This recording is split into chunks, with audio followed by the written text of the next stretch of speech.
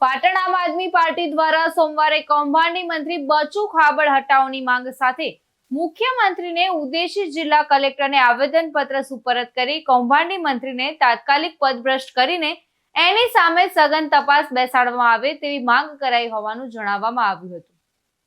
તો પાટણ આમ આદમી પાર્ટીના કાર્યકરો અને પદાધિકારીઓએ આપેલા આવેદનપત્રમાં જણાવ્યું હતું કે મનરેગા યોજના હેઠળ ગ્રામ્ય વિસ્તારોમાં લોકોને રોજગારી મળતી રહે તે માટે વિકાસના વિવિધ કામો ગામ લોકો મારફતે કરાવવાની કેન્દ્ર સરકારની યોજના છે. આ યોજના હેઠળ સામાન્ય રીતે નવા ચેકડેમ બનાવવા, રોડ રસ્તા બનાવવા, તળાવો ઊંડા કરવા વગેરે કામો સ્થાનિક લોકો પાસે કરાવી તેઓને રોજગારી પૂરી પાડવામાં આવે છે.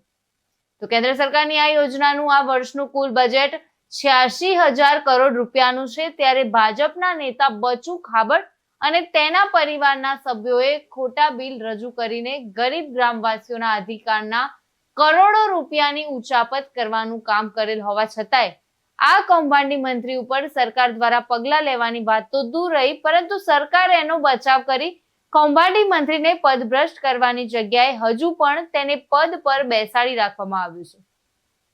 તો ભાજપના ભ્રષ્ટ નેતા અને તેના પરિવારના સભ્યો દ્વારા ફક્ત 3 ગામોમાં જ કરોડો રૂપિયાનું કૌભાંડ કર્યું હોય તો તમામ તાલુકાઓનું મળીને આ કૌભાંડ કેટલું મોટું હશે?